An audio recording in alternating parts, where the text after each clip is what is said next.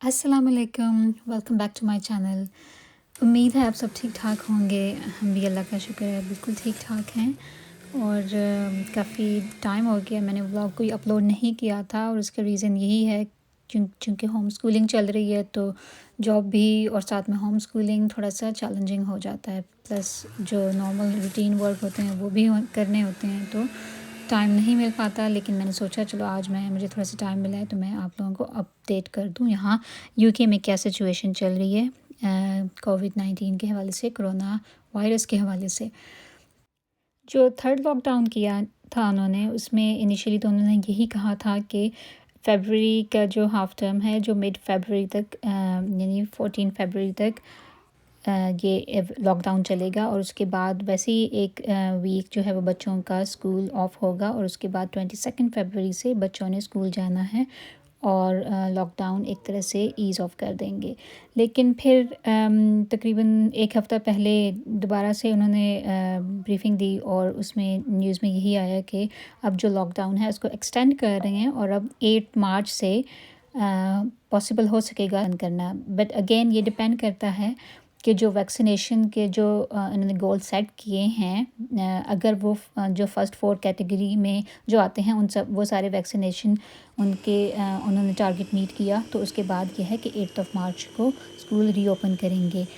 तो अब देखते हैं कि क्या 8 मार्च भी स्कूल रीओपन होंगे या फर्दर ये डिले होगा, क्योंकि ये भी डिपेंड करता है कि केसेस जो है वो राइज़ हो रहे हैं कि नहीं, या फिर जो मर्टालिटी रेट है वो अब जा रहा है कि नहीं, थोड़ा सा कंट्रोल में आया है। तो ये सारी चीज़ें अगेन चीज़ें बहुत अनप्रेडिक्टेबल हैं और 8 मार्च को भी अब लोग उस तरह से नहीं कंसिडर कर रहे कि इट्स अ डेफिनेट थिंग और वाकई बच्चे 8 मार्च स्कूल जाएंगे। राइट, ये तो हुआ कोविड के और लॉकडाउन की अपडेट। आज मैं आपके साथ एक बहुत यमी रेसिपी शेयर करने लगी हूँ गाजर बर्फ़ी की, और इसका क्रेडिट मैं दूंगी नौश व्लॉग को, क्योंकि ये थोड़ा सा इंस्पिरेशन है उनकी रेसिपी से। तकरीबन 90% सेम है, थोड़ी सी मैंने अल्ट्रेशन की है। वो भी इसलिए क्योंकि मेरे पास देसी घी घर में अवेलेबल नहीं था तो मैंने देसी घी को सब्स्टिट्यूट किया बटर से। तो इसमें 500 ग्राम्स मैंने कैरेट्स ली हैं और उसमें तकरीबन 3 to 4 टेबलस्पून बटर को मैंने पहले मेल्ट किया और उसके बाद उसमें कैरेट्स ऐड कर दी। अब कैरेट्स को मैं बहुत ज़्यादा नहीं पकाऊंगी, बस इतना पकाऊंगी कि इसका पानी खुश्क हो जाए, और जब ये पानी इसका बिल्कुल ड्राई हो जाएगा तो फिर मैं इसमें 1 कप मिल्क पाउडर ऐड करूँगी। मेरे पास नीडो है तो मैंने इसमें नीडो 1 कप ऐड कर दिया और इसमें इसको फिर मिक्स करना है, थोड़ा सा पकाना है। जैसे ही आप पकाएंगे आपको आइडिया हो जाएगा, बिल्कुल इसकी एक जो लुक है वो खोए वाली लुक आ जाएगी। जिस तरह से बाहर भी आपको कैरेट हलवा जिस तरह से मिलता है वो लुक आपको इसमें नज़र आएगी। तो इसको थोड़ी देर आपने मीडियम हीट पे पकाना है और उसके बाद इसमें यह है कि 1/4 ऑफ अ कप इसमें शुगर ऐड कर दें, और शुगर ऐड करने के बाद दोबारा वो थोड़ा सा लूज़न अप हो जाएगा तो उसको इतना पकाएं कि जो उसमें जो मॉइस्चर है वो बिल्कुल ख़त्म हो जाए। और उसके बाद फिर ये है कि एट द एंड उसमें आपने फिर जो भी आपने नट्स ऐड करने हैं, अगर करने हैं तो अपने हिसाब से आप नट्स ऐड कर सकते हैं। अब ये जो रेसिपी है इसको आप चाहें गाजर का हलवा, एक बहुत ही क्विक रेसिपी है गाजर के हलवे की और बहुत ही यमी, और इतने ठंडे ठंडे मौसम में तो आइडियल रेसिपी है। तो या अगर आपको दिल करता है गाजर बर्फ़ी स्टाइल में खाने का तो इसको ये है कि फिर आप बिल्कुल जब ये ठंडा हो जाए तो उसके स्क्वायर्स काट लें, उसके टुकड़े कर लें, पीसेस कर लें और उसको एज अ गाजर बर्फ़ी आप सर्व कर सकते हैं। तो अगेन मैंने पहले भी मेंशन किया, credit goes to Naush vlogs, क्योंकि उनकी ये रेसिपी है, उनको मैंने फ़ॉलो किया है और it is one of the best recipes of गाजर हलवा या गाजर की बर्फ़ी।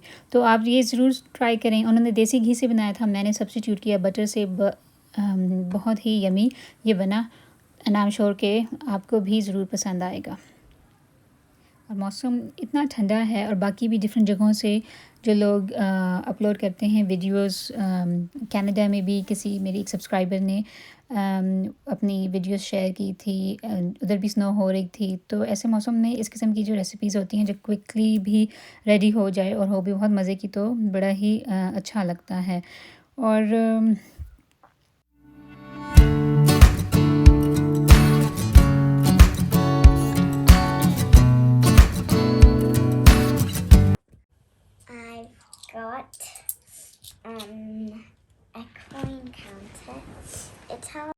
और लॉकडाउन में बच्चों को बिज़ी रखना, उनके लिए नई-नई एक्टिविटीज़ सोचना, ये भी बड़ा एक मुश्किल काम है। तो ये जो कॉइन काउंटर मैंने पिछले किसी व्लॉग में शेयर किया था, जब मैंने WH स्मिथ से लिया था, तो ये तकरीबन 30-40 मिनट्स तो आराम से इसके साथ लगी रही और खेलती रही। बड़ा तो ये है कि बच्चों को एंटरटेन रखने के लिए कोई ना कोई नई एक्टिविटीज़ करनी पड़ती हैं। अदरवाइज़ तो इनके लिए काफ़ी ज़्यादा बोरिंग हो जाता है, क्योंकि 3 ओ क्लॉक तक स्कूल तो इनका फ़िनिश हो जाता है और उसके बाद सारा टाइम 8-9 ओ क्लॉक तक इनके पास जितने भी टाइम होता है 4-5 आवर्स, तो यही है कि उनको कोई ना कोई एक्टिविटी चाहिए होती है। तो और वैसे तो ओवरऑल पूरी दुनिया में ही यही सिचुएशन है कि कहीं पार्शियल लॉकडाउन है तो कहीं कंप्लीट लॉकडाउन है। लेकिन यूके में काफ़ी ज़्यादा स्ट्रिक्टनेस है और मार्च से तकरीबन यही हालात हैं। तो तकरीबन इट्स नियरली ईयर कह लें कि इतना टाइम हो गया है कि बच्चे बाहर नहीं निकले, कोई इनके लिए एक्टिविटी नहीं रही। और ये भी नहीं है कि इंसान फ्रेंड के घर चला जाए, क्योंकि वो भी रिस्ट्रिक्शन में आता है, वो भी रिस्ट्रिक्टेड है। आप किसी के घर नहीं जा सकते, कोई आपके घर नहीं आ सकता। तो ये है कि बड़ा हार्ड है और इसीलिए मैंने सुना है काफ़ी सारे लोग तो चूँकि स्कूल बंद हो गए हैं तो अपने होम कंट्रीज़ जा रहे हैं, जस्ट काइंड ऑफ कुछ टाइम उधर गुज़ारने के लिए। तो अगेन इस पे भी का 2 राय हैं। कुछ लोग कहते हैं कि क्योंकि ये एसेंशियल ट्रैवल नहीं है तो नहीं जाना चाहिए, और लेकिन कुछ लोग ये कहते हैं कि बिकॉज़ बच्चों के लिए काफ़ी ज़्यादा बोरिंग है और कोई ऑप्शन नहीं है, और फिर ये है कि वैसे टर्म टाइम में आप जा भी नहीं सकते। तो एक इनके पास टाइम मिला है तो वो फिर अपने होम कंट्री जाके थोड़ा-सा उधर टाइम स्पेंड करना चाहते हैं। लेकिन है काफ़ी रिस्की ये, क्योंकि अगेन यहाँ से भी आपको टेस्ट कराना पड़ता है और फिर वहाँ से वापसी में भी आपको टेस्ट कराना पड़ेगा। और उसके बाद ये भी है कि बॉर्डर्स काफ़ी जगह, काफ़ी कंट्रीज़ के साथ, काफ़ी कंट्रीज़ ने क्लोज़ कर दिए हैं यूके के लिए, और यूके भी कंसिडर कर रहा है बॉर्डर्स क्लोज़ करने के लिए काफ़ी डिफरेंट कंट्रीज़ के लिए। तो अब ये है कि चूँकि सिचुएशन इतनी अनप्रेडिक्टेबल है और दिनों के हिसाब से चीज़ें चेंज हो रही हैं, तो मुझे लगता है कि इन हालात में रिस्क नहीं लेना चाहिए। और आई टोटली अंडरस्टैंड कि बहुत बहुत हार्ड टाइम है, बहुत डिफ़िकल्ट है, लेकिन मुझे लगता है कि as long as you are safe, as long as you are healthy, तो थोड़ा-सा एक तरह से कॉम्प्रोमाइज़ कर लेना चाहिए, थोड़ा-सा सैक्रिफ़ाइस एक तरह से कर लेना चाहिए। और